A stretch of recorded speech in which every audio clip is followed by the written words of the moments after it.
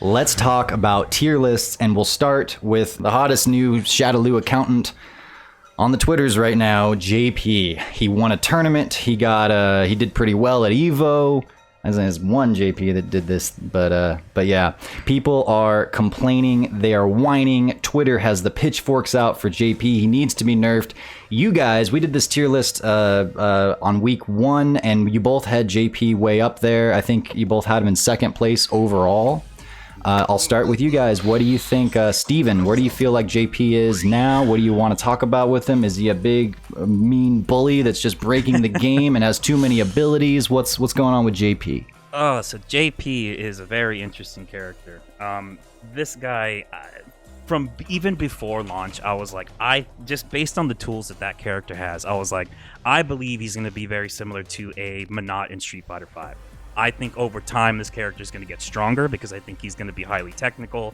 I think you're going to see some pros really develop his gameplay and figure out these strategies and stuff that just make him stronger over time. The interesting thing about him was with characters like that, generally the barrier of entry is pretty high. With JP, you can kind of jump in there and start doing some great stuff pretty easily. There's definitely some higher levels to it though, as we're seeing with players like Kakeru and stuff like that. I think this character is really good. I've thought he was really good since the beginning. Ironically, I'm complaining about him less because I'm really learning how to fight that character more. Let me quote a real quick text message that I got yesterday in the official EventHubs text message thread. JP players are a expletive joke to me online now. Laughy face. Feels like I'm smoking Master JPs on the reg now. Just wanted to throw that out there. That's from Steven Chavez, 2023. I am, which is nice. Lily player, 2023. I'm a Lily player, and I'm going to stay a Lily player until Dudley drops. But I am definitely beating JP players a lot more. I'm learning some of the things that you need to do against this character. And for me, once I really deep dive a matchup, I get really, really good at that stuff. It's usually a handful of matchups, usually the characters that my friends play and stuff, my training partners. But I have two really talented players that are my peers that we train a lot, and they both happen to play JP, so I'm really learning how to fight this character, but I still think he's really damn good. I think his showing at EVO was really strong. Obviously, Gamers 8, super strong showing there. I have this character right now at number 2. I think he's really damn good. I think he's going to get stronger. I'm curious to see what nerfs Capcom does to him by the end of the year or whenever the patch comes after Capcom Cup. I feel like he's definitely getting nerfed because people are very, very vocal about him right now. I don't know what they're going to do to him, but I think he's probably number 2 in the game right now, especially after these last 2 weekends. He just has options for everything. What should they do to him if he needs nerfs? Where is it that he would need to be changed? For me, I still think that OD counter is a little bit too ridiculous. I think you should probably have him lose the orbs if he gets hit after he does it. I think that's pretty fair. It's so weird to have something like that where he does OD counter, you trigger it, and then he still has the orbs even if you're hitting him. The best way to get through that stuff is usually to throw him or command throw or whatever, something that leaves you invincible for during the animation. But that seems a little bit too strong to me just in general. It's too oppressive. It's all right, you already have a counter that's stopping basically everything other than projectiles. If you're fighting against a character who doesn't have projectiles, they're pretty much screwed. And then on top of that, once those orbs are in play, you have to worry about them. If they nerfed OD counter and made it so that the orbs go away, would that fix the character, or would there still be stuff that's wrong with him? I'm sure there's other stuff that needs to get nerfed, 100%. But that's probably the most glaring thing, at least I think. That's probably where I'd start. And based on kind of what people were saying over the weekend, I think that's probably where they might start looking, because again, it's when you have a character that's so dominant with his zoning, who's meant to be a full screen zoner, and then has an option like that, it's it just seems like too much, at least to me. Again, I'm learning how to fight that stuff more. I'm really understanding the nuances of that matchup more.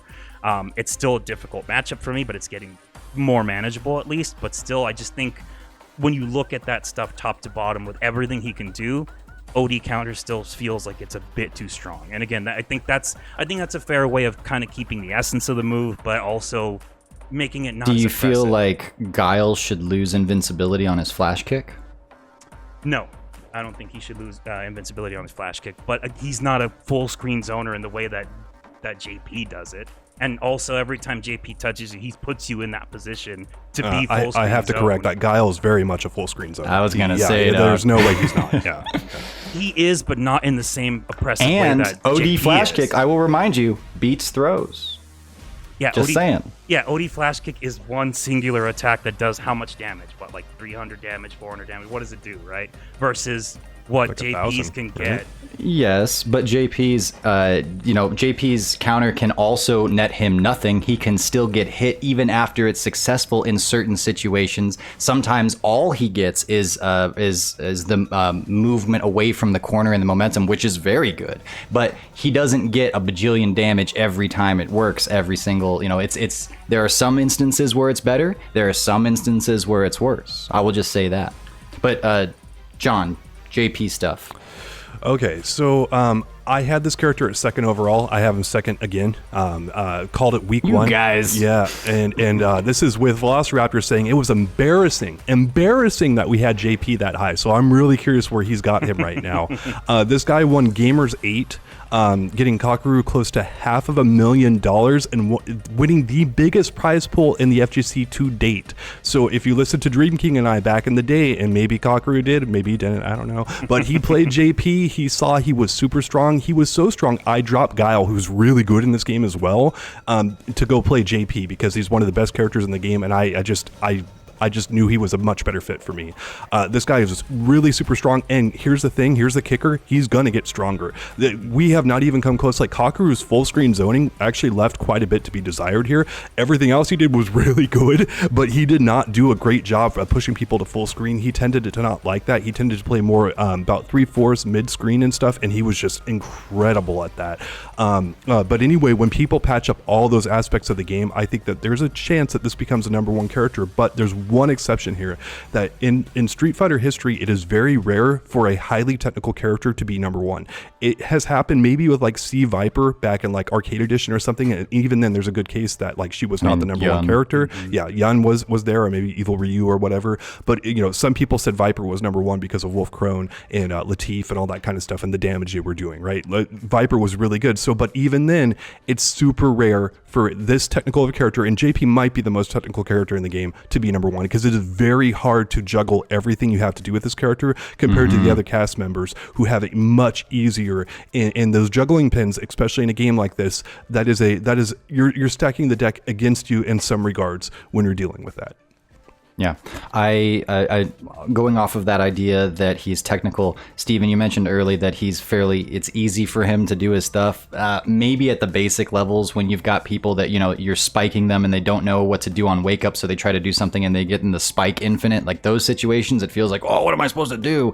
You get past that. I don't think he's easy to do his stuff with. And when people start learning how to just drive rush forward, how to counter a lot of his things, when you have to lab, like when he pops Super 2, in those situations, you have to know, okay, I parry the first one, then I jump. If it's in the neutral, then I just jump forward. If it's too close, I have to drive rush, whatever it is. You do have to learn, and he is different than any other character, but putting him under the microscope, and everybody and their mother is coming out with anti-JP video texts and looking at him, and deservedly so, because he's doing so well.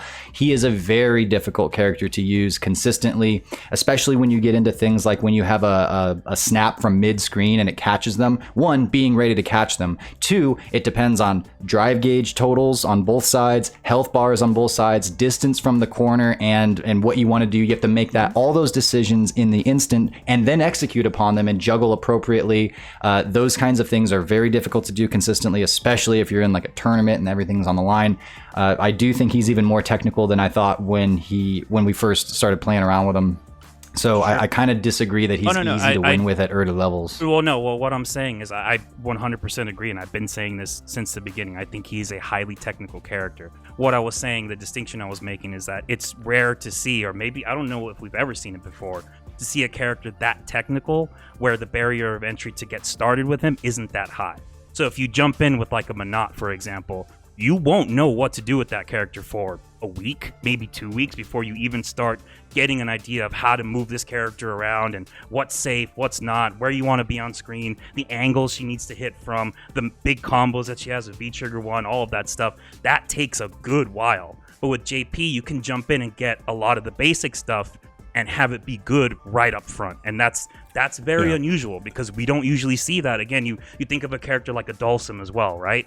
Very technical, down the road, probably going to be very good. We saw that in Street Fighter V. He sucked in the beginning, ended up being really, really strong. I see your point. Yeah, I don't heavily disagree. No, it's the same thing that Velociraptor actually said in the last video we did. Literally, it's the same thing that you said. The JP's initial barrier for entry is very low. Yes. Which you can check out right here. Yes, exactly. There we go. John, where do you got JP? Where do you have Okay, so when we were first putting together these updated tier lists, well, let me go back. When we first did this tier list back in week 1, I had JP ranked outside of the top 5. I said somewhere between 6th and 8th. Okay, so that was my initial placement. When we started talking about it and looking and updating our tier lists, I still had him around 5th. I have bumped him into 4th overall. Okay. How do you guys feel about that? I want to get your initial reactions. 4th overall. There's other characters. It depends on the rest of your list, but that's fine. Yes. Like that's 4th in this game is really high. Is that palatable? Yeah. Yep. Yeah. So and the reason I did that is because one, yes, Kakaru just won. He did so in I wouldn't say an absolutely dominant fashion. He went into losers bracket and we saw him lose at EVO. But his potential, his ability, no one's doing what Kakaru is doing. We're seeing an all new potential from JP. And with that, I go, okay, sure. He cracks the top 5. Fair enough. But I still think that his abilities are not so much so better than the others. They're different, and it's hard to compare when things are different. And usually that means it either floats to the top or plummets to the bottom. And he's not doing that. And I got to take my hat off to Capcom yet again for making this such a different character work so well. But I don't think he has floated to the top at all. I think 4th place overall, and obviously we'll reveal which characters are ahead of him. I actually think that he's a very good He's a very good example of interesting and well executed balance. So you don't think that Steven and I's ranking of 2 is embarrassing anymore? I think you're wrong, but it's okay. You're allowed to be wrong. Not embarrassing though. That's good. We've ranked up. Did I say embarrassing? No. Your number 1 placement was embarrassing, but we'll get to that later. Oh yeah, no, we definitely got that. So, but anyway, so what's the next character, John? Okay, so moving on to the next one down, we've got Ken. Steven, what are your thoughts on Ken, the winner of EVO, the runner-up of Gamer 8? Ken, ¿Qué piensas? Ken is the best in the game. I think he's number 1. I think that's a pretty easy and obvious choice there. That character has so much going for him. He's got damage, he's got corner carry, he's got setups, safe pressure. I mean, he has zoning tools, he's got a run, he's got a great drive rush. That character has everything. He's got high-low mix-ups. I just think he's the reason I have him above JP right now is because of the amount of time and skill it takes to play that character. I think it's a lot easier to go in there and play a Ken than it is a JP at that level. And I think that's why he's the best right now. I maybe at some point JP overshadows that with just how strong he gets. I don't know.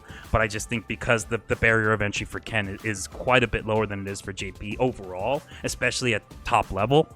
I just think with what that character can do and for how, I don't want to say easy, but essentially how easy it is to access that stuff, I can't see how he's not number 1. Oh.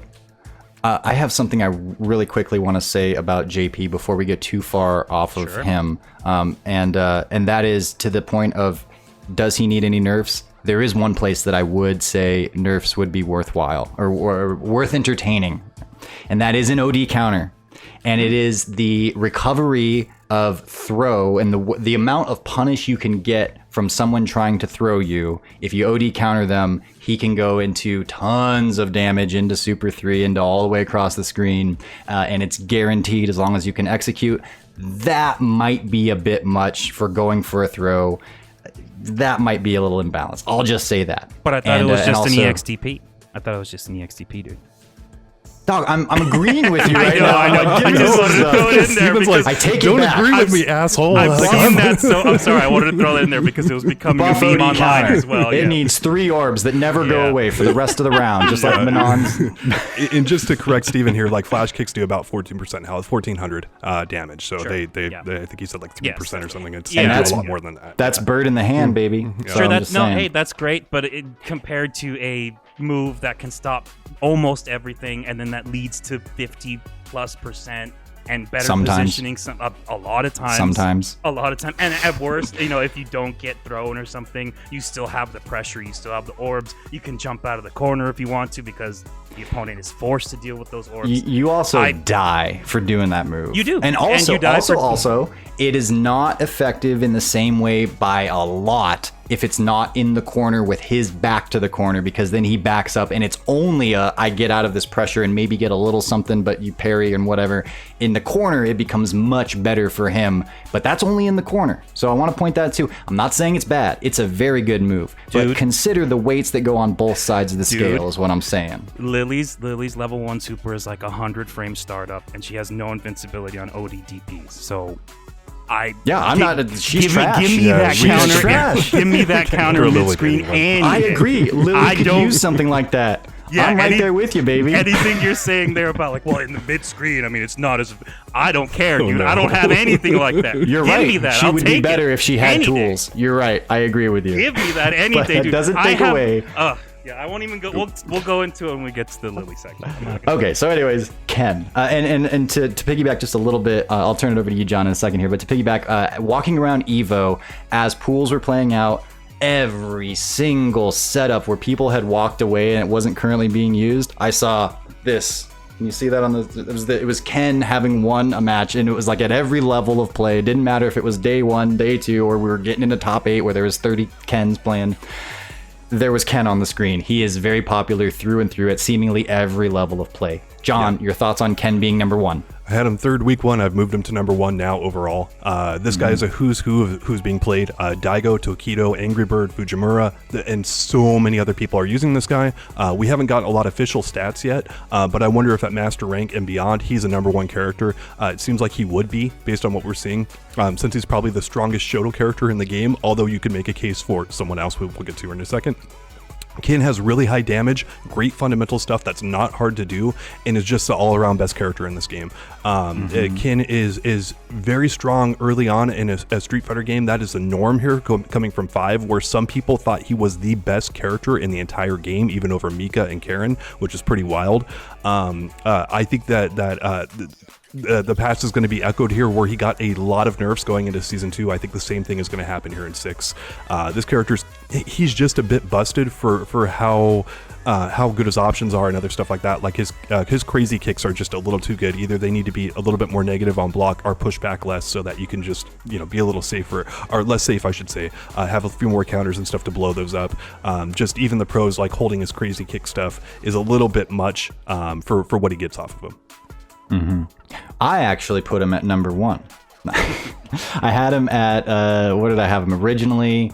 Ken was embarrassingly at number 4 in my week 1, but I have upgraded him to number 1. No surprise there.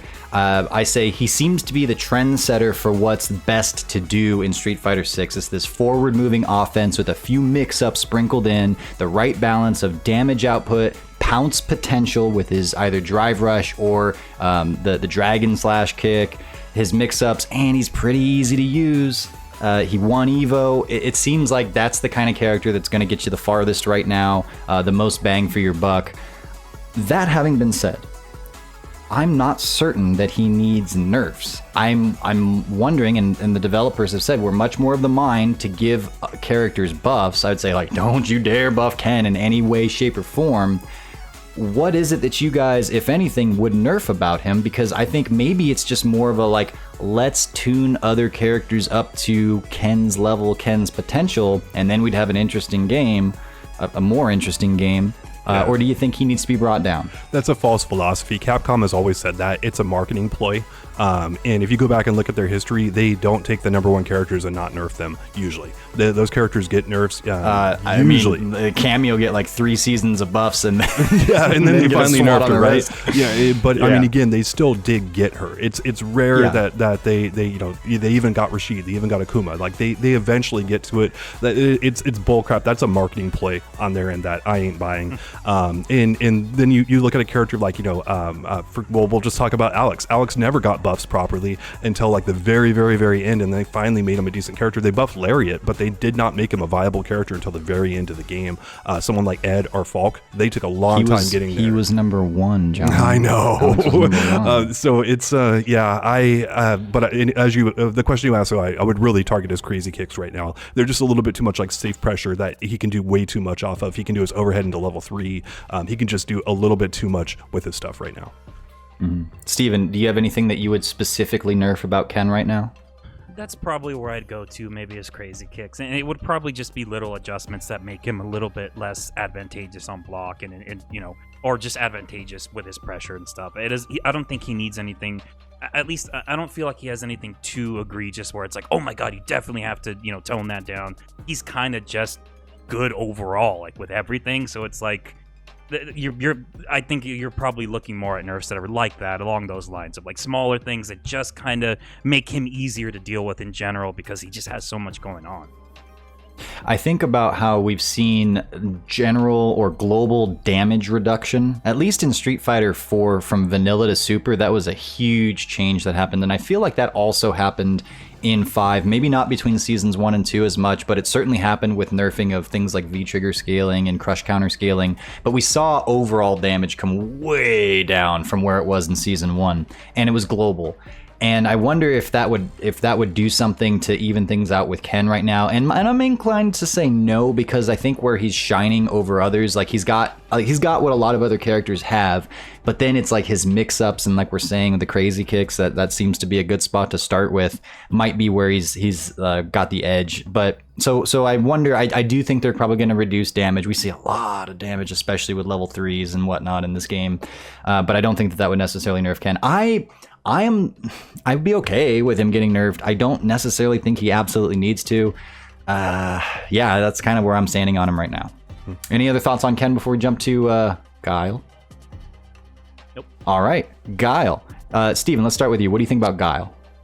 Surprisingly, I actually have Guile at number 6. I think he's a pretty damn strong character in this game. I don't think he has as much representation right now, and it's interesting because there are definitely some characters here in this game that I feel are really strong, but maybe aren't getting as represented as much right now. And probably the reason that is because you have other characters like Ken, like JP, like these other characters that are just like ascending above the pack just by larger margins and stuff, or whatever it might be.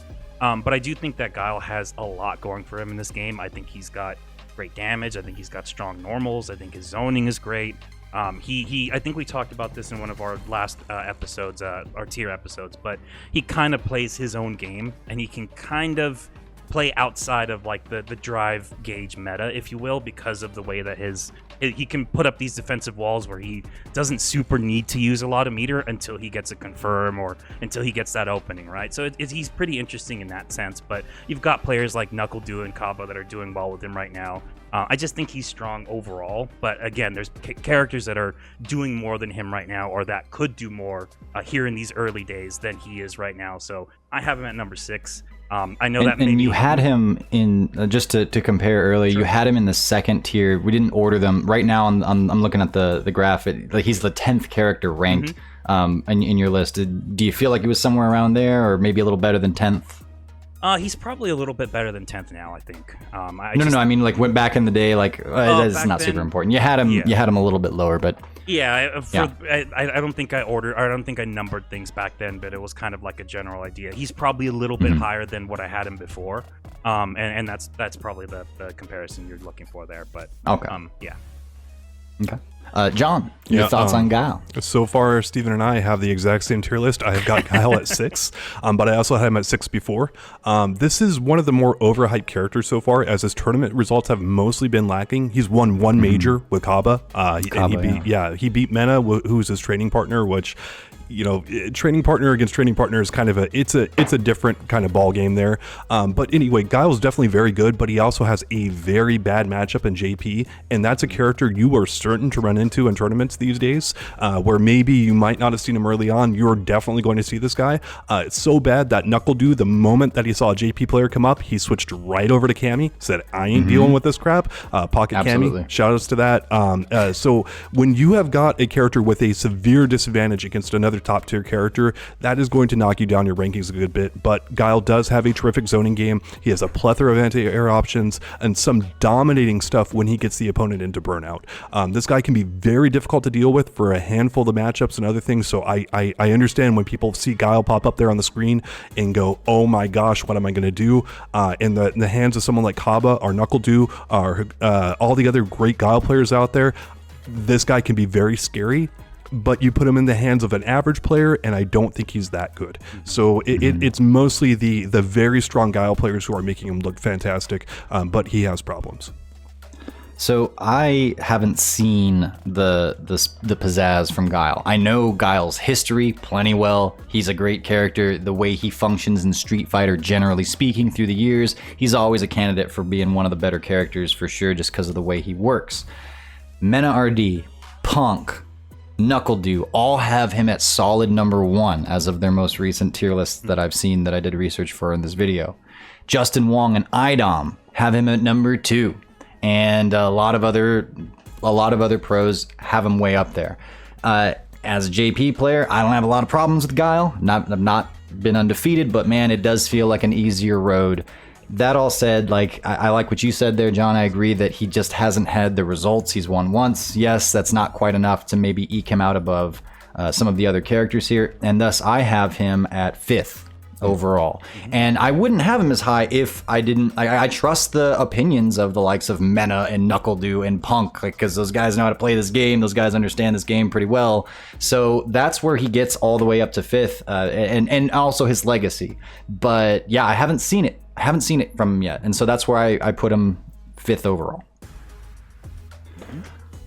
All right, that brings us to our next one, which is Dee Jay. Similar to Guile, haven't seen results for him, but John, you want to kick us off on Dee Jay? Yeah, I've got Dee Jay at 7th. I had him at 7th before, so same spot.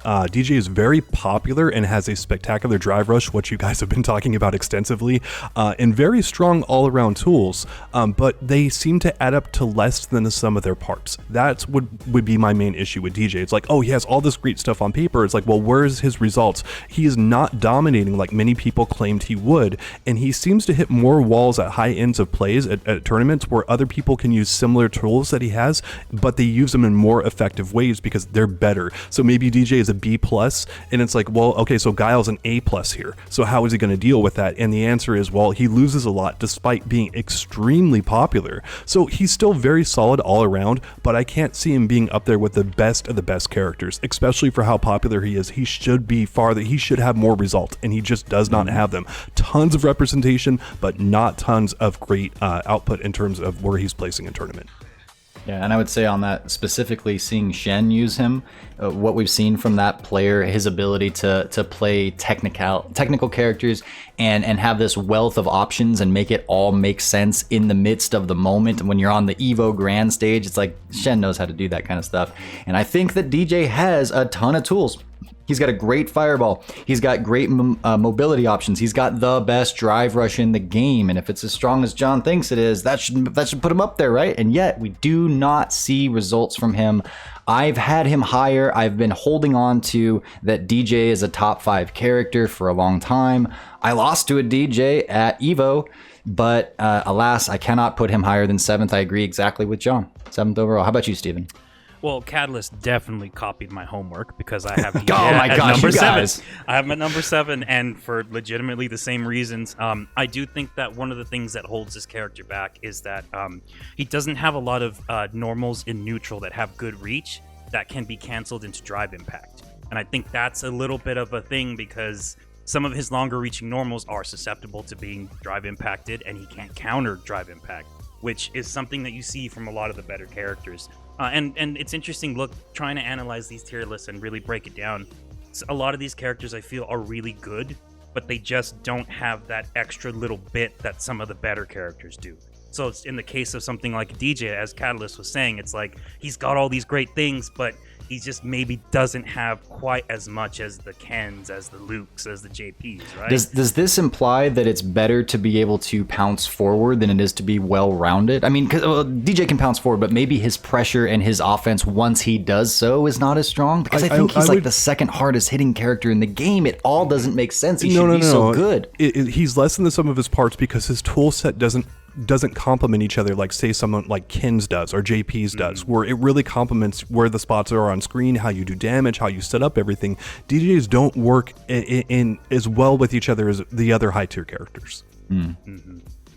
I can't argue against it, and I don't yet see the particulars as to why specifically. I feel like, man, if you can do these sways, if you can do these combos, if you can have this mobility, if you can do these full screen fireballs, you should be good. If you can have an active jump that's just active forever, but you're right, it doesn't add up, so I won't disagree. Steven, did you have more you were saying? I'm sorry I interrupted you. No, but...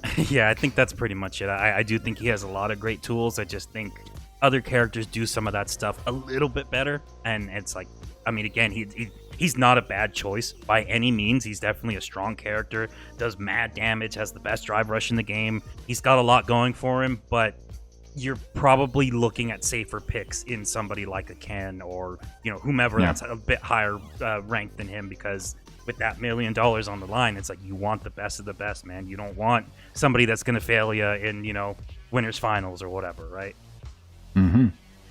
Well, someone that's not necessarily going to fail you in winners finals is Blanka, at least for one player. Steven, how do you feel about Blanka? Man, from early on, I thought Blanka was good. I'm like, man, this character looks strong, but it's Blanka. There's no way he's that strong, right? It's just we don't know how to fight him yet. He's gimmicky, all this stuff, right? By this point, I have Blanka at number 5. I think Blanka is really good in this game. I think he's got a lot going for him. I think he does. Oh, it sounds like John disagrees with you for finally, the first time in copy history. my homework, man. Yeah.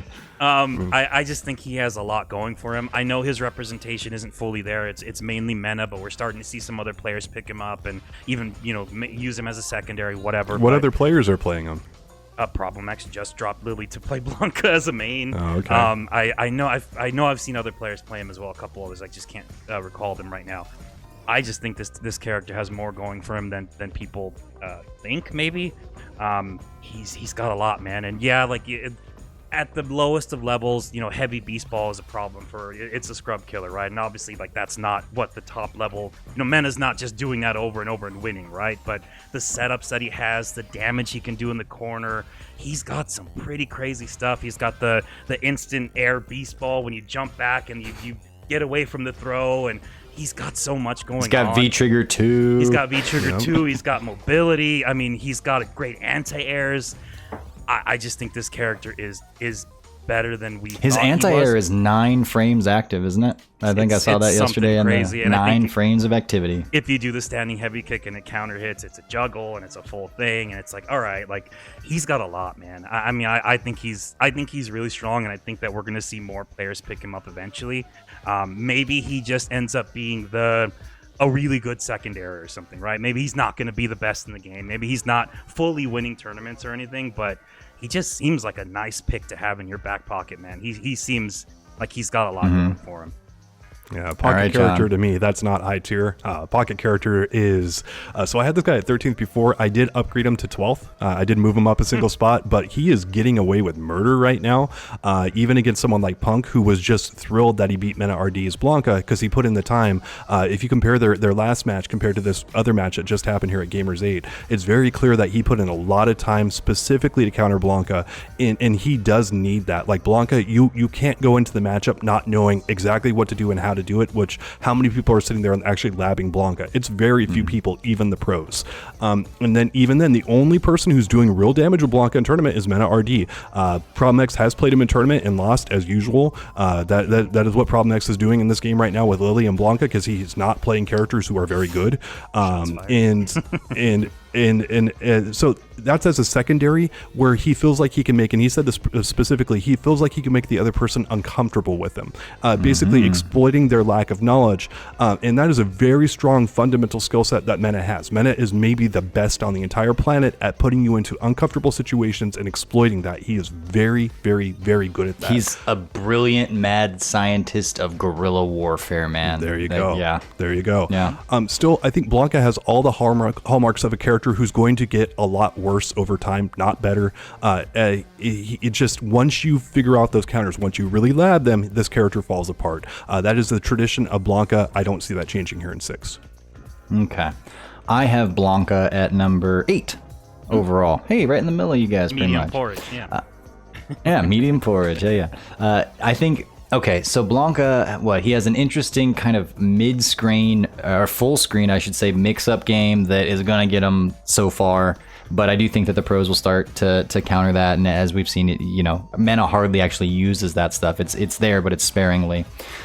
He's much more about basic options and optimal punishes, and Super 2 is V-Trigger. That all said, I think the big factor here is Mena's ability to, like you were saying, put people on tilt and make the right decisions. Blanka can hit you real hard, and I actually saw a lot of shimmying with Blanka, which is interesting. He does a lot of that kind of stuff, and he's got some really cool corner combos and such, but that's more run-of-the-mill. Like, every character has stuff like that are good and excels. It doesn't put him up, super high. And I think about the way Mena RD was able to make things work with Birdie in a way that no one else was able to make things work with Birdie. And it's a similar approach. He's got these things that are not safe, that are not necessarily overpowered by themselves, but his ability to see the opponent and use the right thing at the right time, and then, yes, he's going to do it first a lot of the times. Not always, but a lot of the times first, and so you're worried about it. And then the mental stack in this game is already huge.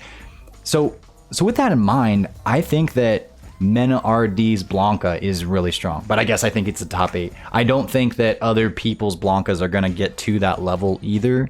So I couldn't put him higher than 8th overall, and we'll see how things play out. Maybe Problem X is able to level him up. Maybe other players are able to make stuff happen with him. I don't want to see Blanka better than 8th. 8th is already kind of a scary spot for a character like Blanka to be, because he's so different, although it is not the worst in Street Fighter 6 in terms of breaking away from the meta and such. But yeah, I have him 8th overall. I think all of that is mostly Mena, and yeah.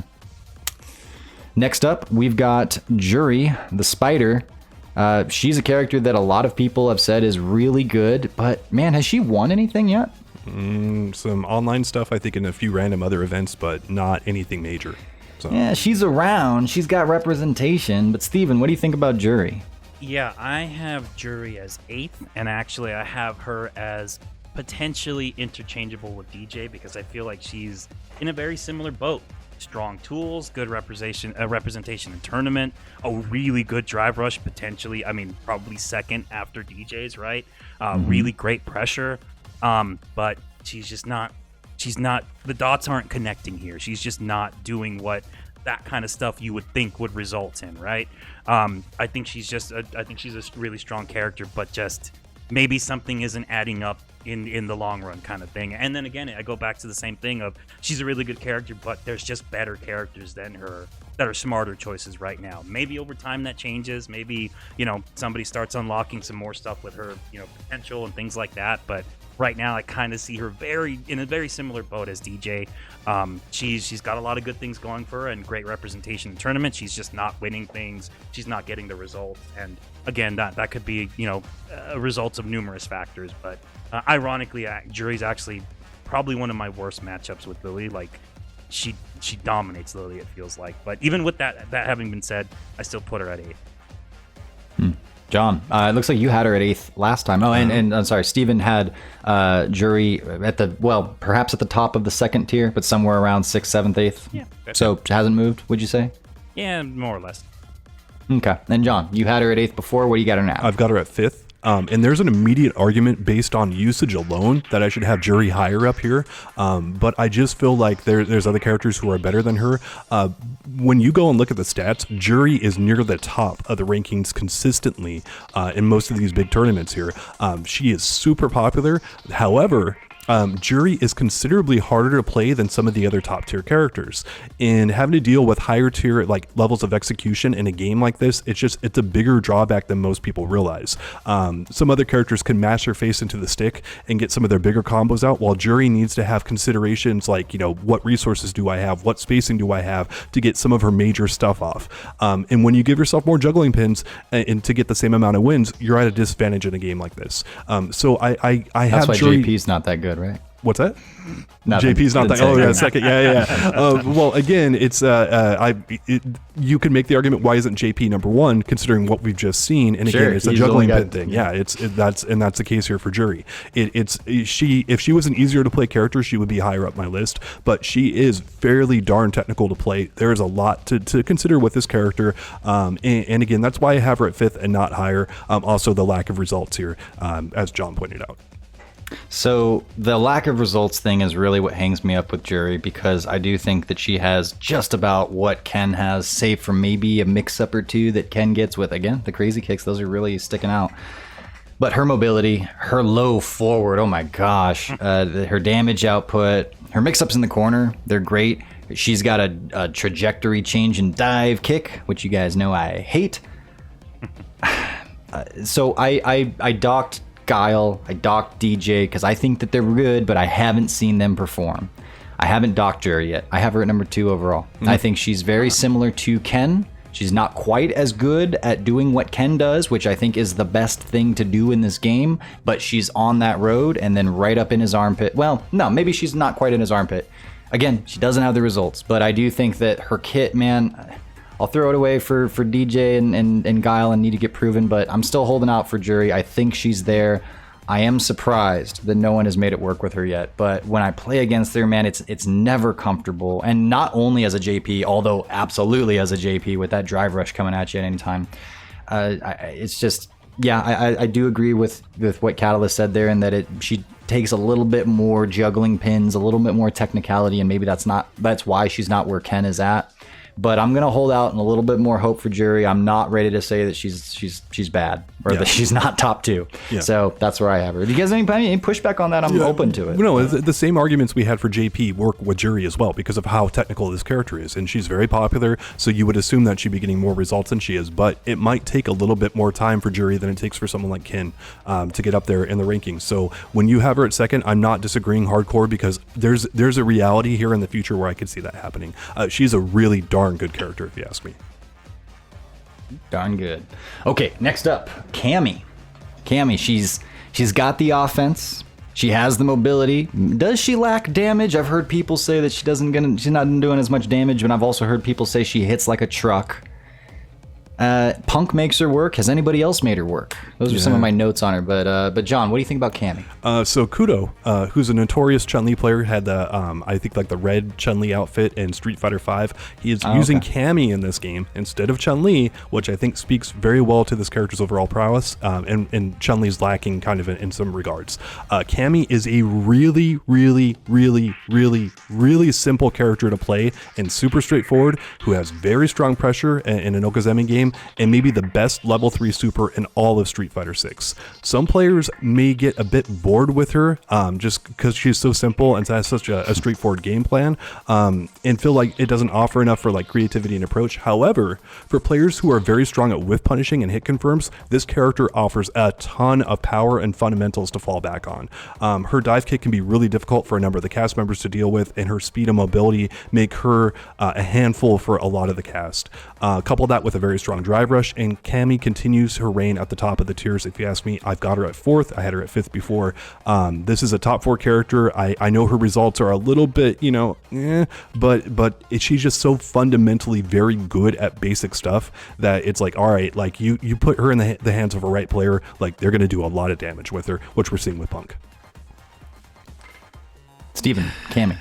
John definitely hacked my computer and just looked at all of my You notes. guys. Cammy's number 4. I got Cammy at 4th for all the reasons that John just said. I think it's she doesn't have the results outside of maybe Punk. We know that NuckleDu is using her as a secondary for the JP matchup specifically, which says a lot as well. But I just think that Punk is really putting on a show here and really kind of showcasing what this character can do in this game. Even though a lot of people haven't really jumped on that train yet, I still think that that's a good representation of how strong this character can be, because Punk is just doing some pretty great stuff with her right now. But yeah, I have her at number 4th, or at 4th, and yeah, I think she's really strong. The results may not be fully there, but with everything else she's got and just kind of in the landscape of this game right now, I still think she's very strong. I have her at 6th. I could be persuaded to put her up higher, especially looking at Guile with as few results as Cammy has. Guile, I think, has, well, no, he won. And, you know, I'll argue for myself. How about this? Punk is an amazing player, especially when it comes to the likes of footsies, and when we've seen his raw skill and ability. If you've got this easy of a character to play and this much potential, man, I would imagine he would be doing even better. And he's done all right. So the jury is still out for me. Again, maybe she is top 5. I wouldn't disagree hard with that. The way this all shook out, and as a JP player, Cammy's no cakewalk for sure. So maybe that's influencing me a little bit. Cammy's a soft 6. I'll say it like that. So yeah, we can argue about it for sure. I don't have a ton of resistance against it, but that's kind of where my heart landed her right now. Number, wherever we're at, Luke. Steven, tell me about Luke. I have Luke at number 3 right now. I think that he's still a very strong character. I think he's very similar I think he's very much in the same vein as a Ken, but Ken just does all that stuff better.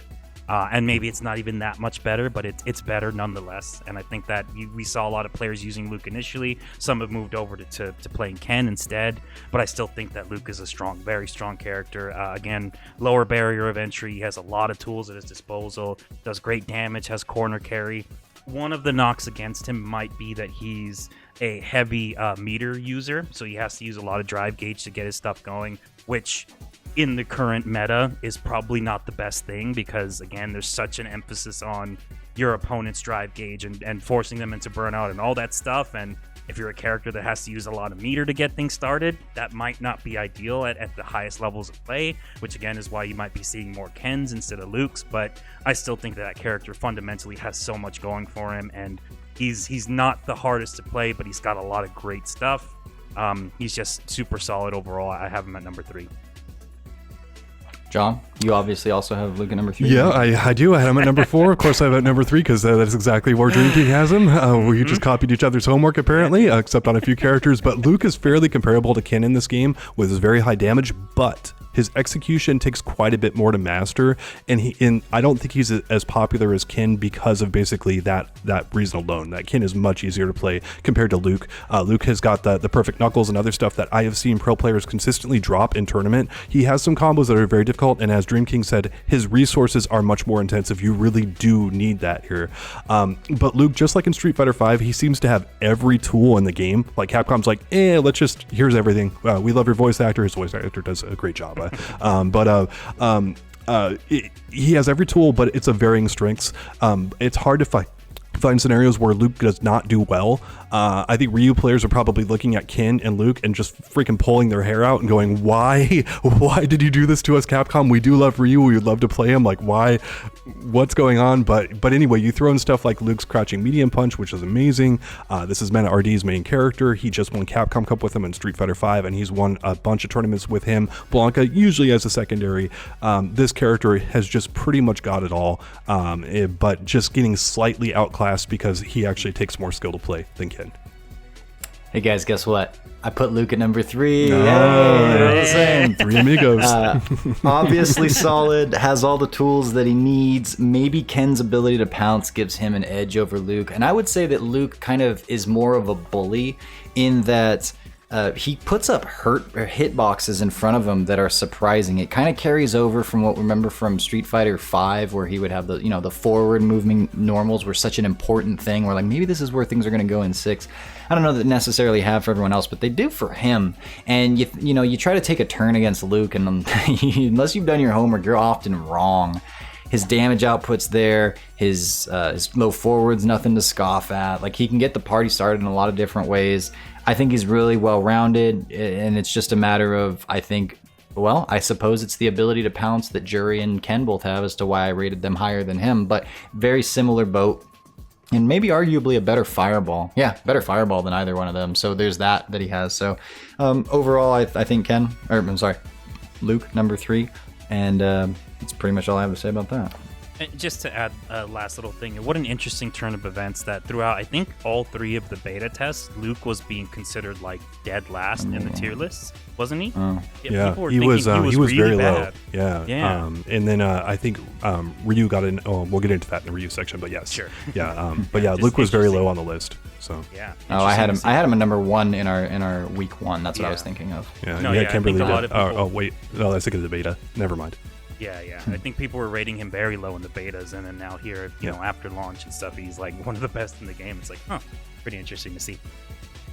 All right. So next up, Chun-Li. Steven, where did John rank Chun-Li? This one I think we're probably going to disagree on. At least I'd hope. I have Chun-Li right now actually at number 10. I think she's pretty darn good. She had a pretty strong showing at EVO. I think it was Haitani that got into top 8 with Modern Chun. Modern Chun, yep. Chun. Yeah, and then Moke and Oil King, I think, also tied for 9th with her. I think Oil King had a sub as well, but still, he was mainly Chun-Li. She's super technical, as we always thought she was. It's going to take time to kind of unravel this character. I don't think we're there yet, but we're definitely starting to see the inklings of that. And I think she's really solid overall. She's probably not in the upper echelon with these other characters because, again, of all the things that we've been talking about here, but she can definitely hold her own, and man, that's nothing to scoff at, dude. That's a pretty strong placement there for the biggest tournament in the world, and the biggest Street Fighter tournament we've ever seen. To see, Chun-Li have that kind of representation. I've always thought she had good tools and things like that. It was just going to take time to bake them and stuff, but we're kind of starting to see the results of that, and man, again, that's a strong showing for a character that's we thought was probably not as good early on. And I have a note here that we always talk about technicality since the beginning with Chun-Li with this game. Haitani using modern controls, naturally nerfing down the technical side of things of her and making that mountain a little bit easier to climb is something is worth looking at, because it's like maybe that's the perfect key for this character, and that unlocks a whole new level for her. It's bat crap crazy. What are you doing? Like it's like the antithesis of what Chun-Li players look to do. It's like, let's make the character more simple, and it's like, but reduce the damage by 20. But he made it work. And again, major props to Haitani. He very clearly has the skills to play these games at a high level, but he loves the functionality of what Chun-Li brings to the table there, which is just crazy. But getting into it here, of course, I've got her at 10th as well. Just I had her at 15th before. Chun-Li is another character. I've brought up the tier list based on her performances at bigger events, specifically EVO. For a character as technical as she is, you'd expect her power level to more closely match her abilities, but that's not really a standout thing here when you compare her to the other high-end characters. She's just not getting the results or having kind of the power impact, even though she's decently well played. She's very good in most respects, but having to be a technical beast, unless you're playing her with modern controls like we're talking about, means to unlock her full potential, you've got to put in a ton of time, effort, and energy and really be on your game. So when you see a high-end Chun-Li player who's getting all the anti-airs, getting all the combos, doing all that kind of stuff, and not dropping them, it's really something special to see. But shout out to Porta John, who we talked about earlier. He got in tournament at top 8 and just got killed and just destroyed, and it's like, yeah, he's got to juggle so much, and if he messes up one little thing, he's done. That's how come I don't think Chun-Li is that high end. I've got her at 10th for that reason. Similar boat. I didn't copy you guys, but I have her at 9th. She's a horizontal monster. She's really good with her pokes, then she's also got the fireball. She's quick on her feet. She's always kind of scary to try to play footsies with, but That said, I feel like she takes maybe an extra hit or two compared to a lot of other characters. Like, I feel like I get opened up by Chun and she's beating the crap out of me, but my life bar is still not going down quite as quickly as with other characters. And then a lot of the stuff that you guys said resonates with me as well, that she's more difficult. So I think she's super solid. And she's an honest character, all of that stuff, but there are others that do things more effectively, more efficiently, and that's why I have her all the way down at 9. But that's not to say that she's a bad character by any means. She can get the job done, but you could also get the job done way easier, on an easy mode if you wanted to. So 9th overall. Next up, Manon. John, where did Steven put Manon? Where did I put Manon? Oh, hang on. Where did we put Manon before? Number 1. Steven, I had her number 1. Number 1. And Steven, where'd you put Manon? Number 1. I just want to clear. I want to reiterate that my week 1 tier list was not ordered. I did not have numbers on there. I just put them in tiers that I thought maybe they would. Oh, I'm sorry. Best in the game. I think it was the terminology. I didn't have her as number maybe 1. You didn't. I said Okay. I said she might be. I said her and JP at that time were the ones that were the outliers that I felt they could be the best in the game. They were being played a lot early on. Manon has dropped off a lot. But I believe you were asking John, because where did I place Manon? Sorry, I'll fall on this grenade. Let's shift the focus, please. Go on. I'll dance right on this grenade and we'll do our ballet stuff around it. Okay, so the biggest loser in my rankings is Manon going from 1st to 9th. As I got caught up in the grappler hype that's so prevalent early on in the games, Velociraptor here did a great article about it. Be careful about grapplers because they can really fool you early on. I definitely got fooled. This is definitely my bad. She's got to play a really honest and calculated game plan in neutral, and really work her way in. And then once you kind of get used to her shenanigans, it's not nearly as bad as I thought it would be. Especially coming from where I think this is a very important comparison is Laura in Street Fighter V. Laura is pretty much a crazy character that can do a lot of wild stuff, and she gets going, she puts you in the blender. The defensive options in 6 that are fundamentally here really prevent a lot of that crazy stuff that happened in 5. And so I think a lot of Laura players went over and looked at Manon and said, hey, this is my match, this is her right here, and tried to play her that exact same way and basically not have fallen on their face, because she's definitely produced results. 4th at CEO. I know IDOM's got some good placements with her. That's not bad at all when you're getting this kind of placement. She's still very solid, but there's definitely a learning curve coming from 5 to this game that you have to adapt to, where grapplers have to be very patient and very methodical in neutral, and then once they get those openings, they can really capitalize on that. And so that's where I've got Manon at. You've got to really put her in that patient walk down style of play, and she can also fall apart into stuff like drive rush and other things where her defensive options against some of that stuff is not very good. And it's going to be 2 seconds if you run across a DJ player as Manon where they're going to be drive rushing you. So that's the stuff where she falls apart at, but she's probably the best grappler in the game. I know there's a case for another character we're going to get to here. Maybe second best grappler in the game. Let me say it that way. And yeah, so I think she's good, but she's definitely not the character I envisioned initially. Steven. Yeah, surprisingly, I actually have her lower than that. I've got her at 13th overall. You copied my homework. Yeah, this time I copied your notes, yeah. I actually have it here in my notes that during week 1, I had her in S rank. I thought there might be an argument for her being one of the best characters in the game at that time. Still feel that was applicable then because of what she was doing and kind of what people were accomplishing with her early on, but she has definitely dropped off a ton now. There is no debating that. It feels like she's still a pretty big scrub killer because once she kind of gets going, it can be hard to stop her. But as Catalyst was saying, she does kind of really resemble like a Laura in Street Fighter V, but without the fireball, which is like, well, it's hard. It's hard for. It feels like she struggles at the higher levels in higher tournament level. Like it feels like once you kind of start getting into that area, that it's hard for her to really get her stuff going. And again, we go back to just there's characters who are just way better than her, and it's like, well, why not play those characters instead? I do think she's probably the best grappler in the game. It's funny that Catalyst was saying that because I have that exact note. I'm like, she's probably the best grappler in the game right now. But I think overall, how many grapplers are in this game? Because I count like 2. I've got Manon, Zangief, Lily, and I think Marisa is a grappler as well. Lily, yeah. I have Lily, Zangief, and Manon. Those are my grapplers. But yeah. Okay, I'm sorry, but you were saying? No, yeah, that's pretty much my main points there. I think that she starts to struggle at the higher tournament level. She's probably still a pretty good scrub killer because, like I said, if you don't really know what to do against her, she can get going and just roll you.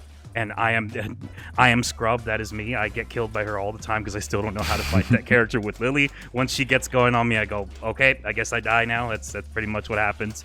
But yeah, I think at a higher level, she just doesn't have what it takes to kind of put the pieces together in the ways that other characters do. Yeah. Again, I have her at 13th. My notes here. Her style. On paper, before the game came out, she was terrifying because we didn't know what exactly Drive Rush would be. If it was a free in for grapplers, well, that's terrifying, especially if she's got this level up system that never goes away. Extra terrifying. Hey, she has some pretty good reach on her normals, although they are punishable when she makes them go that far. But on paper, she's scary, especially before we learn the meta of SF6. Now that we kind of know it, style just doesn't really resonate with this meta. She's decent when played patiently, but when you have someone like Idom, whom we know has this ability as this type of player and could do what he did with Laura, and it's a good point that you brought up the fireball there, because that might be the key difference, because what Laura did with that fireball was no joke.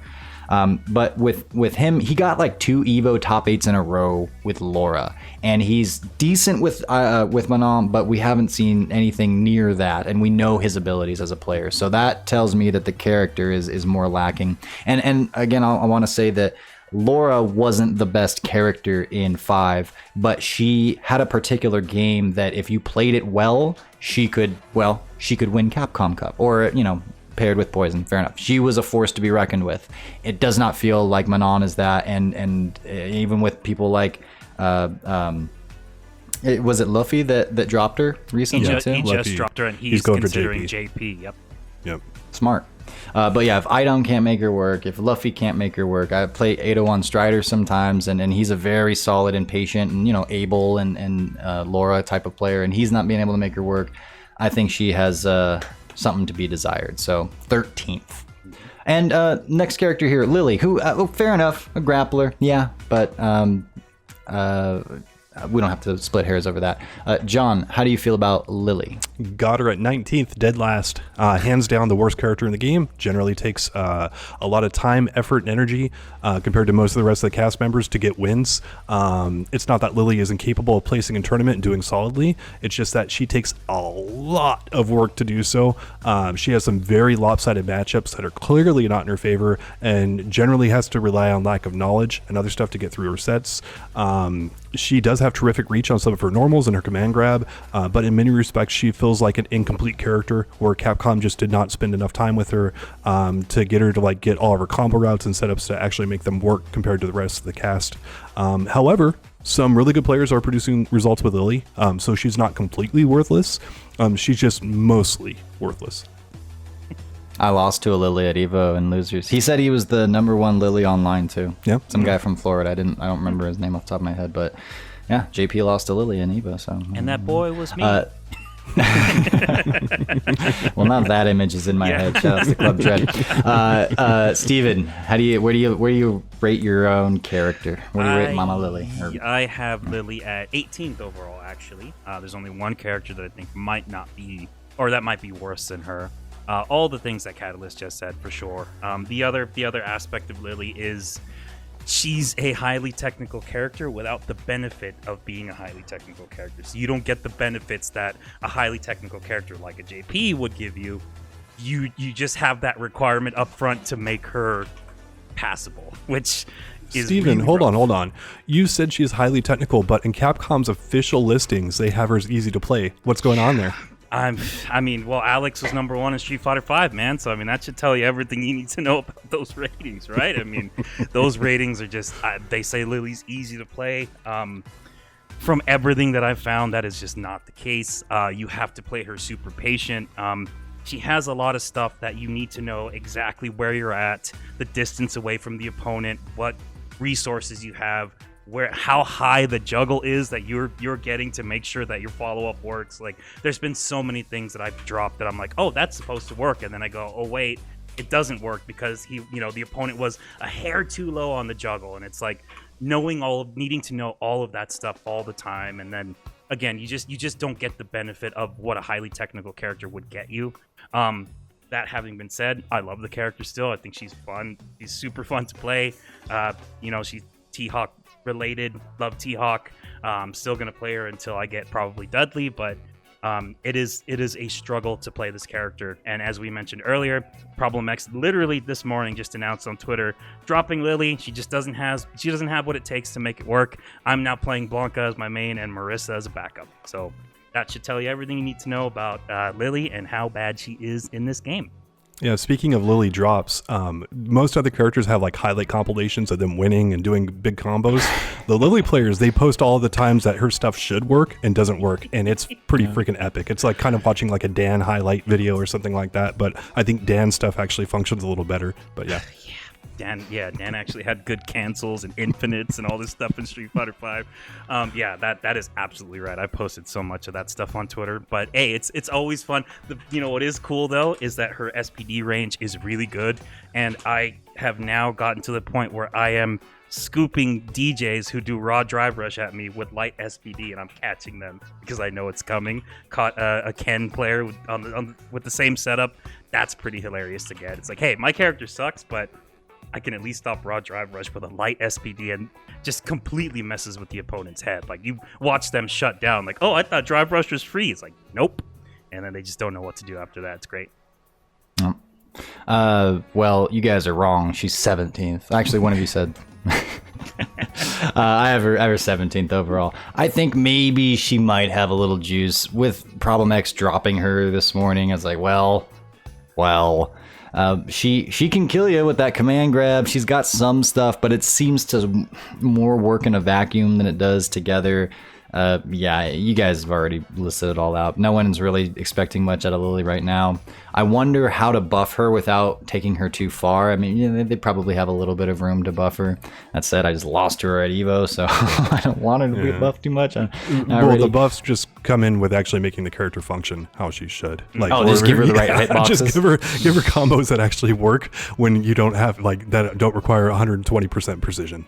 Let her finish baking. Yeah, that would be a good start. And please reduce the startup of level 1 super, please. My God, man, what are they doing with that super? Like, that's supposed to be her invincible reversal, and it has like, I think it's like 14 frames of startup or 12 I don't really long. It's like, oh. Hey, how about give her an invincible reversal, at least on OD? Or like at least with a Windclad Spire or something. How does she not have a reversal? Nothing. Oh, I'm sorry. You guys were talking about OD uppercut is it has throw invincibility. Sorry, so we're all wrong there. It does have invincibility just to throws, because you're definitely expecting a throw on wake up, right? Like that's basically the same thing as JP's OD counter at that point. They're the exact same move. That's right. Yeah.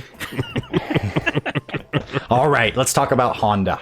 E-Honda, let's see. I'm going to go first this time. He's a scrub killer for sure, but once you take his headbutts and his butt slams off the table, which you need to do, he gets a lot worse. And he can still hit hard. He's got mix-ups. He's good at lower levels. I don't see him being consistent at higher levels. I would be happy to be proven wrong. If someone came out and was like, took a Honda into top 8 or farther, I would be like, all right, fair enough. Maybe we'll reconvene. But until that happens, I've got Honda at 12th. Jonda. I had him at 11th before I've dropped him down to 15th.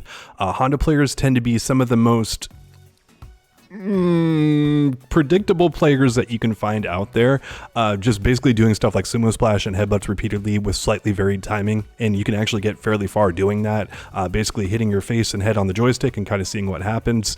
At least online you can do that, and that recipe actually works really well early on, but as time progresses, as we saw with Street Fighter V and other games where Honda's been in, where he just does a bunch of shenanigans, that stuff gets shut down because pretty much everyone starts to lab it and go, okay. And then the highest Honda main at EVO was 129th place, and that to me is very indicative of a lower tier character who's getting by on abusing people's lack of knowledge. Maybe Honda has some really good hidden juice, but when literally every Honda player I see or play against does ridiculous stuff to try to eke out victories, it doesn't leave me with a good impression of the character. I want to see some like smart, maybe Mike Ross will get in there and actually play this character like he should, and a few other people who will play the character and play him like he should be played, which is like with some intelligence, with a little bit of defense and other things like that. But right now, I'm just seeing ridiculous stuff from the character. I am not impressed by him, so I've got him at 15th. Steven, ¿qué onda? I've got him at 14th for all of the reasons that you guys said. I think he's really good at lower levels. I think he's also very much a scrub killer. Once you start labbing how to beat headbutts and butt slams, he kind of falls apart. With that, I mean, that having been said, I still think that he does have really good damage, and some of his normals are pretty decent and stuff. But it's just the main thing you're seeing from Honda is the headbutt stuff, and once you shut that down, it's like, okay, like. He doesn't. I can't see that character with the way that he's being played right now. I don't see that character doing any kind of damage in the high level tournaments. Like maybe somebody comes through and kind of changes up the way they play Honda and they make it to the top results. But I don't see that character being able to hang with the Kens and the JPs at that level. It just doesn't seem right. Mm-hmm. All right, moving right along. Marisa, hardest hitting character. Pound for pound, has some decent setups and makes you pay for not knowing her well.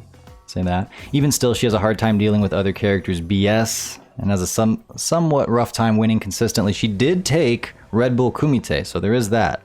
But has anyone been doing anything outside of Big Bird with Marisa? John, what do you think? Shudo has definitely had some results with her, and there's a few other people, but like compared to other people, Marissa is one of the characters I disagree with the most with other people's tier list out there because they've got her like high up, sometimes like in the top 5 or somewhere around there. I think that's ridiculous.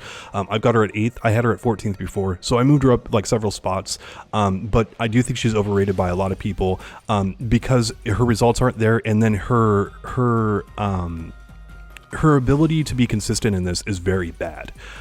Where you see sometimes like Marisa like the crip online and she'll do like 90% of someone's health or something like that or something ridiculous, and you go, oh my gosh, like how can a character like this be low tier? And it's like, well, how do you get in those spots consistently on screen and then be able to do something well? And therefore I feel that's her biggest weakness is consistency. When players know the matchup fundamentally well, can she navigate through defenses and find spots where she's most effective at? And the answer to that is proving to be sometimes. When you have a character that compared to the other cast who has way more consistency, I can't really see her being high end, so I've got her at 8th. Steven? I've got her at 9th, actually, and again, for all of those same reasons. I think she struggles with consistency. I think that once players know how to fight her, she definitely loses some of her effectiveness. Not all of it, but a good portion of it. But the one thing I think that keeps her in the running here is that she can definitely make you pay for a mistake, and that's the big thing that I think it's like if she has level 3 in round 3, you always have to be super careful because it could pretty much be over if you make that one mistake, and good Marisa players will definitely force you into those mistakes, or when they see it they will capitalize on it. I think that's something that keeps her in the running there because her damage really is nutty, but again, it's once you kind of know how to fight her, it's hard to mount that stuff, but she can still definitely do it. So I think that, again, we go back to the same idea that she's a good character. There's just characters that are better than her right now that do stuff better and that are better choices, but doesn't mean she's a bad character. She just doesn't have the consistency that others do. Yeah, and to piggyback a little bit off of what John was saying, when you get hit with one of those massive combos and you look at your life bar, you remember that, and that deposits pretty easily, at least into the emotional side of your analysis of the character, and I think that sticks with people. The pros do rank her decently high sometimes, but I have her at 10th overall. She is a force to be reckoned with. Then you do have to lab her. Once you do that, she's kind of shooting 3-point shots a little too often, like more from half court in certain regards, and it doesn't go her way consistently enough, I think. So yeah, 10th-ish overall. I could be swayed in one direction or another, maybe a little bit better, but not by a ton. So next up, we've got Kimberly. Steven, you played Kimberly in the beta, so you get to talk about her first. I have her at 12th, actually. I don't think Kimberly is super strong right now. I think that she definitely has some good tools, and she has the crazy corner setup stuff, which is definitely strong, but to get there and to kind of play neutral and set things up, it feels like she's just not as solid as other characters are, and it just doesn't have it as much as other characters do there. It feels like a lot of her offense is basically kind of getting set up through gimmicks, through teleports, through random drive rush into crouching medium kick and all that stuff. once she gets into the corner, yes, she can do some stuff. She can do some damage, and she can really mix you up and end rounds quickly. But it just doesn't feel like there's enough substance there for her, because it's like you kind of have to bank on those corner setups, and if you can't get that going and you can't get into that position, it's like the rest of her game plan is so much weaker there that it's like, well, I kind of have to hope I get into the corner and then do my thing, but if I never get there, then I'm not really going to be able to do much with her. So that I have her at 12th right now. I think that she's still solid. I think she's definitely good in say like a matchup against like JP, where she can get in really quickly. So she has her uses. She's just doesn't have again the consistency or kind of the overall substance to be a really great character right now. Yeah, and no DP is a huge deal for her. DP the fact away, that they took right. away that DP away, that's a pretty big deal. Massive. And yeah, gimmicks to get in. She's got a few nice perks. Her walk speed, her mobility. She can shimmy you, and it hurts to get hit by that fierce punch. Good mix-ups in the corner. All that does not add up to as much as a toolkit like Ken's, like Juri's, like JP's, like Cammy's, like Guile's. It just doesn't resonate. And then no DP, man. That's another way of talking about her is, I think, to a legitimate degree, to a notable degree, the onus is on the other player to be ready for her stuff. And I guess that kind of is implied by the gimmicks. But if the match outcome is in the other player's hands and it's just, are they ready for your crap, then that's gonna hit you into a ceiling real quick. And I think that's what we see with her. And to me, that ceiling is 14th. John? I've got her at 11th. This is a character where you get the other person in the corner and just she looks very special. But then you look at her like a neutral, and then you get her cornered, or you get her in a bad defensive situation, and her options just suck. And so when she gets a big win, it looks like she can take on anyone. And then when she has a big loss, it looks like she can lose to anyone. And it's like, oh boy. So that's a super risky and wild style of play. That's who she is as a character, though. That's what she should be. So producing big wins, but just followed by devastating losses. So a lot of inconsistency here. That's why she's lower on the tier list for all of us. Mm-hmm. Next up, Jamie, the character that I played during the beta. I think he's got some hidden juice, no pun intended. I just realized that, though. But he still has to prove himself.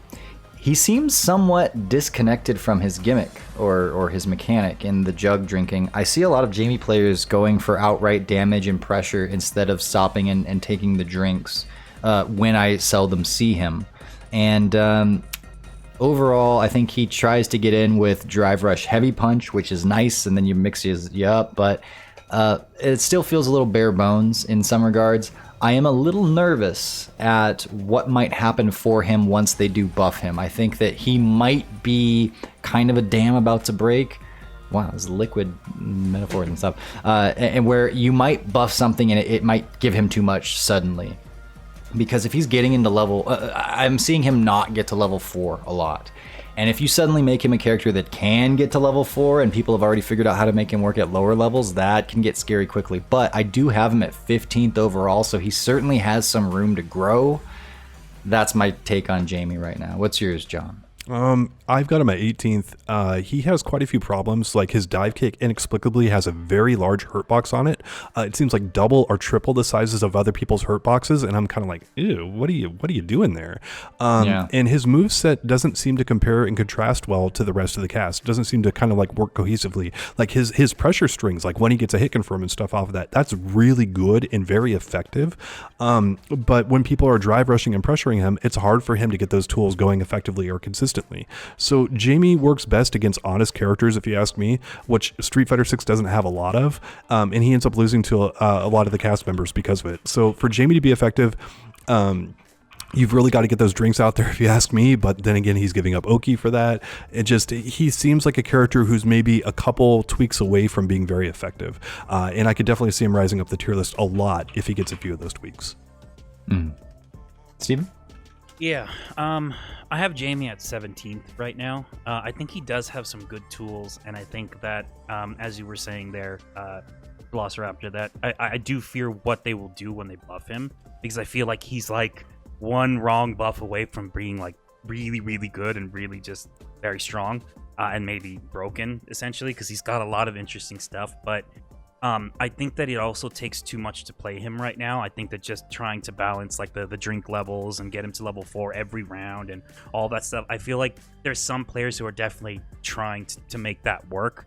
But in the current landscape, it just doesn't make sense to try to make that work when there's $1 million on the line. I don't think any top players are really going to explore that, because it's like, again, you've got Ken, you've got Luke, you've got JP. Why are you spending time trying to make Jamie work when putting that amount of time into those characters is going to get you way further, right? So it could be that he does have some hidden juice that is definitely not alcohol, just for all our listeners here. It's definitely not alcohol. But I think that he might have some hidden juice there, but I don't think that anybody's really caring to try to explore it that much, because it's like, why? Like it takes too much to get him going and to make things work. And as a result, I think he's just not that good right now. He could have potential. He could grow. And again, if they buff him with certain things, he could become really good. But just right now, I just don't think he has the stuff to kind of make it work at the highest levels. I'm not against the idea of letting him carry over, like maybe he loses 1 drink level or 2 drink levels from where he's at, but if he gets to level 3 in round 1, he starts round 2 at level 1, something like that. And hey, I mean, you've got some area to make him grow, so maybe that would be interesting to do, something along those lines. Next up, we've got Ryu, the poster boy that everyone forgot about, it feels like. But Ryu, John, how do you feel about this character? I've got Ryu at 16th. He's once again in a familiar spot in Street Fighter here, near the bottom of a tier list. For what it's worth, I don't think Ryu is absolutely terrible, but he's so far outclassed by Ken and Luke, and that likely feeds into people thinking he's fairly weak overall, including me. Why would you play the weakest Shoto when Ken and Luke are very, very strong and just a few cursor moves away? It's like, okay. It's a shame to see the series poster boy very low on people's tier list, echoed most of Street Fighter 5, especially when he was quite a bit better in the beta, but got nerfed in a number of respects. And this is a character Capcom is clearly afraid of, and they seem to want to keep him pretty low on the power scale, and that's a shame to me. I guess maybe they're worried about what happened in Season 1 of Street Fighter 5, but I'd err more on that side for a character like Ryu, the most recognizable fighting game character. Maybe Scorpion or Sub-Zero, who cares? But, you know, up there. And yeah, they do seem to be afraid of him. I think he's really solid all around, not amazing. I just basically put him better than the gimmick characters, you know, Honda, Manon, Kimberly, and the grapplers, well, also Manon.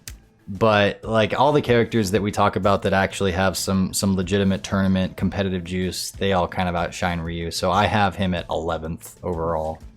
Steven, what about you?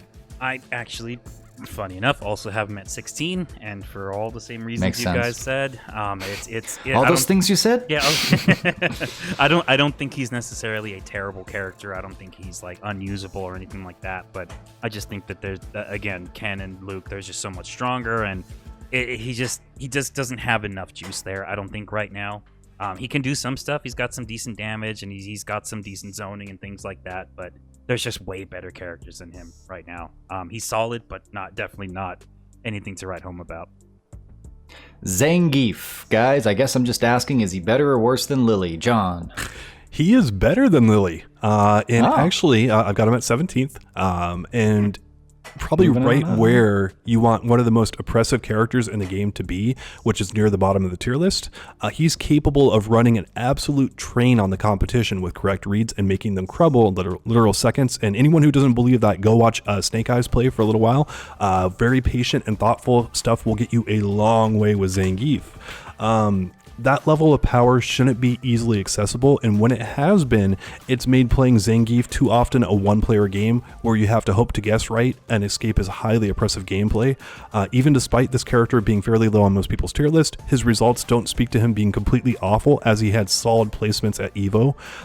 And that's one thing that Geef players are notorious for, is underselling the character up, down, left, right. Look no further than a bunch of people's Twitter things, and they just go on and on and on about how bad Zangief is, despite them doing pretty decently with the character who's supposedly like just awful and has no value. Again, I got him at 17th. It's not like he's like super, like I think he's like just this amazing character, but he's so oppressive. He's so great in the right hands. You do not want this guy being high tier. You want him to take a lot of patience, a lot of methodical gameplay. And once he does that, the rewards for doing so are basically he gets to play a 1-player game and lop off 50% of your health with an SPD or whatever he does. This guy is a monster in the right hands, but for most people, they don't have the technical ability and the mental fortitude to play this guy. Steven. I've got Zangief at 19th, actually. I don't necessarily think Geef is bad, despite having him at 19th. I think that he can absolutely roll you, and once he gets in, he does insane damage on things like punish, counter, SPD, and stuff like that. I must have missed the EVO results for him because I didn't see them, but I don't see this character. I never see Zangief. I've fought maybe like 2-3 Zangiefs in my entire Street Fighter 6 career. I think I've beaten all of them. It just feels like it's really hard to get his stuff going in the right hands, in the hands of a Snake Eyes or something for sure. He's definitely going to be a threat, but I just feel like I don't see this character at all, and it's like, well, I mean, I don't know. He's just not around. I don't see it. Yeah, 33rd, 65th, 97th. Those were some of his placements in tournament. And it's he was definitely up there. But again, there was 10 million people entered EVO, so it's you don't see every match up there. But he definitely had very solid placements there. Sure. Yeah, and shout outs to Danny Pham for doing better with Zangief than Itabashi Zangief and Kichipamu. So. And he was the best to perform of all the Zangiefs at 33rd. So yeah, I'm open to updating my placement on him. Just saying, I'm not super confident in 19th. I just have him there because I just feel like I don't see that character. Again, I do think he can definitely be a threat though in the right hands for sure. I got him at dead last, and maybe he's better than Lily, but certainly not in my personal experiences. I haven't seen anyone make him work. This morning, I played a Zangief. I lost the first round, and then I double perfected him. And I have double perfected many a Zangiefs. Yes. I believe I double perfected a Zangief at EVO, although it might have been the end of one game and the beginning of the next one, but still 2 perfects in a row. It's not uncommon. And although double perfects are going to be, or perfects in general are going to be more common in this game because there's not chip until you get burned out, the character, man, he struggles. And maybe it's a matchup thing. Well, for sure it's a matchup thing as far as JP is concerned. But there's a lot of JPs, and so there's that. He hasn't brought it together. If you guess right, he's great. But that's Zangief right now. If you guess right, or if you read well, he's great. But at the same time, hey, if you read well or guess right with Ken, he's really great. So. Yeah. Now, John, what happened in Arcade Edition when Zangief got extremely good and was maybe the 3rd best character in there? I remember you played a lot of Arcade Edition in Street Fighter 4. What happened then? Yeah, it was rough, but Goken's standing medium kick just destroyed that character. It was good. It was good times. Yeah.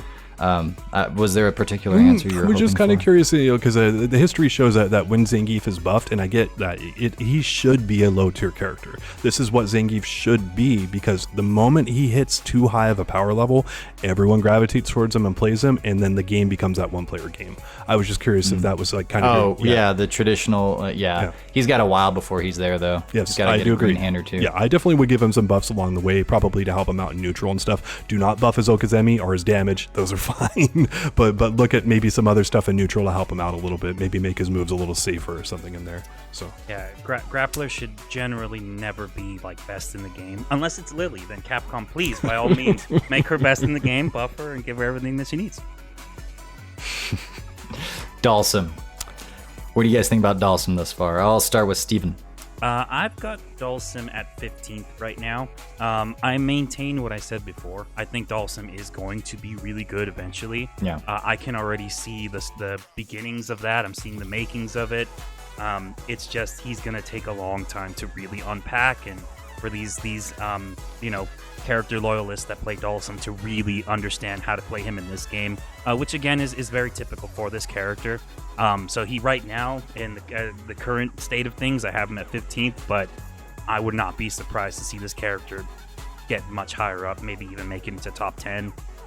He's got a lot of stuff going for him. I don't think anybody really has it all together yet. They haven't really organized it all into one thing yet and one cohesive game plan and stuff. They got to build the muscle memory, get the setups, all that stuff.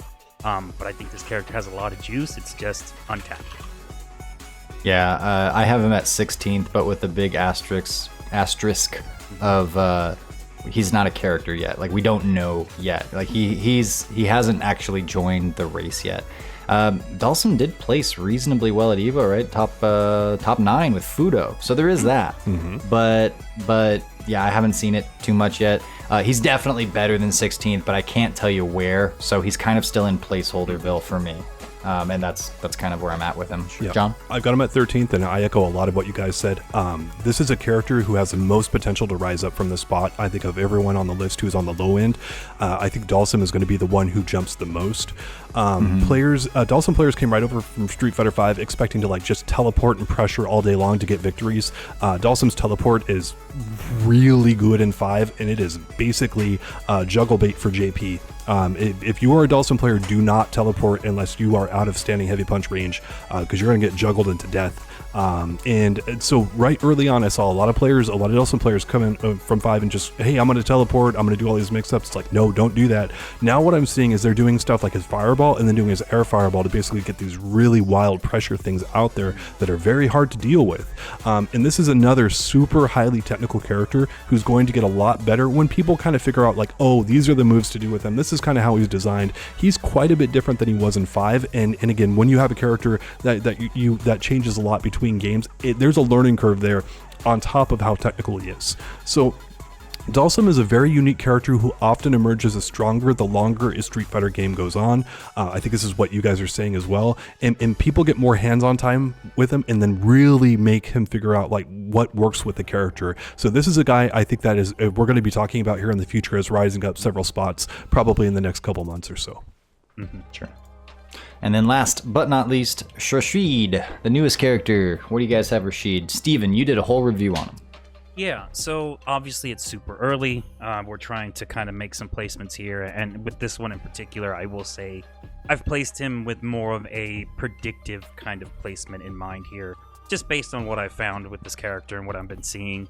I actually have him at 11th, which is fairly high for a brand new character, but probably not as high as you would expect Rashid to be, right? Because we all think of Rashid as the menace from Street Fighter V. Definitely doesn't feel like he's that character yet. His barrier of entry was definitely higher than I expected. He takes some skill and he's a fairly technical character, I should say. Not highly, but he's fairly technical, and a lot of some of the brain dead stuff that you would expect to work doesn't really work in this game. For example, like Eagle Spike, from just doing a raw Eagle Spike, he's like minus 36 or something like that if you block the regular one. If you do the wind buffed one, it's much safer, but I think everybody in the cast can pretty much get a full drive impact punish if you block Eagle Spike. A lot of his best tools are set up through the air current stuff that he now has, which getting an air current on screen is trickier than you might think. I believe you can only get it through OD Arabian Cyclone, which is like he does a small little tornado in front of him. You have to fully charge a whirlwind shot to get it out. Or you get level 2 super, which is the giant tornado, and then that just gives him wind buffs until it's gone, basically. With that stuff, he can set up some cool things, but again, it's kind of hard to get that stuff into play in general. He excels when he gets you cornered, and he starts the high-low mix-up stuff, and he's got some setups where he can be advantageous on block and do all these different things. He can bait out DIs with some certain setups and things that he has, and he's got like juggle combos for days, but they're tough to do. Some of the timing on that stuff and just positioning and everything is pretty tricky, and again, very surprising to see that out of Rashid. Obviously not a lot of results to speak of, but Momochi got 13th at EVO with him, and that's only after 2 weeks. That to me is pretty promising when you couple that with everything I feel like I found about the character. So I've got him at 11th right now because I think that's probably around where he's going to end up once we kind of see him get going. He might rise a bit more as people figure him out more, but right now I think he's probably around 11th if I had to put a number on it. John? I've got him at 14th. Rashid came out of the gate literally busted, but has settled down towards the lower end of the tier list. Another technical character who might emerge as stronger the more time we have with them, but nothing feels super strong overall right now compared to most of the other cast members outside of his corner game, which is really, really good, and then his Super 2, the Tornado. Those things are very good, but some characters have hardcore counters to that people haven't quite labbed yet because, we're just really getting our feet under us with this game. As such, I think this character has failed to make an impact early on compared to where he was, like with his game-breaking bug, and then in Street Fighter V. That could change, but as right now, I got him fairly low on the tier list. I think he can go up a bit, but I don't see him being super impactful in this game. So I didn't catch Momochi's game at EVO, and I've run into, I think, one Rashid match since he's dropped in my, 15 or so players that rotate in my area online. So I do not have any faith that I would have any helpful information on Rashid. So I'd say he's the average between wherever you guys put him at this point. I need to see more on him than I can give him, because I don't want to bump everybody else below him and disrupt the tier list with him, because I just don't feel like I'm have a helpful intuition about him yet. So I'm going to table Rashid for now. He seems interesting, and I will say that I do think that Capcom has done a good job of making him, like you said, not the menace that he was in Street Fighter V. That's really important. And now he can be a character that people actually kind of dance with and such and explore together. So hopefully I guess he'd probably rank somewhere in like the top 8 when it's all said and done. He's got some pretty interesting technical stuff, but I wouldn't be too sad to see him stay, down there and not go any higher, because we've had enough Rashid. Yeah, the only thing I'm disappointed is they seem to remove the voice line of, "Hey, I did it." 10 points kind of thing. That is, and we'll have to keep that alive here in the podcast. We definitely need that. Ian Sinclair, I don't know what they did to you, man, but you got to get that line in there one way or the other. Add it as DLC. We need it. So. All right, well, that's about it. I didn't miss anybody, did I, guys? Nope. I think we got everybody so far. We'll put up the final tier lists here, and I think I'll put a graphic of our previous tier lists so you guys can compare and contrast. As always, we would love to hear where you agree, where you disagree, what your tier lists are. If you've got a full one, feel free to post it in the comments. We appreciate it very much. Guys, do you have any other final thoughts before we get out of here?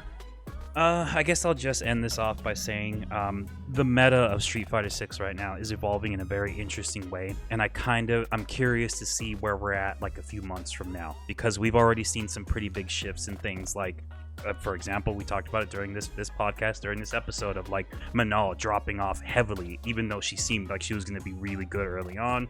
We've had some big shifts like that, so I'm kind of curious to see if we'll have anything else like that kind of changes as the meta evolves further. But it's gonna, and then of course as we see Rashid develop further as well. But it'll be interesting to see kind of where this goes. But it feels like things are actively evolving and we're learning more and things are changing. So it's gonna be interesting. Hell yeah, brother. All right, guys, thank you so much. Like, comment, subscribe if you haven't already, and be sure to check out our old video if you haven't seen that one to see how much we've grown since a couple months ago. And thanks so much. We will see you in the next one.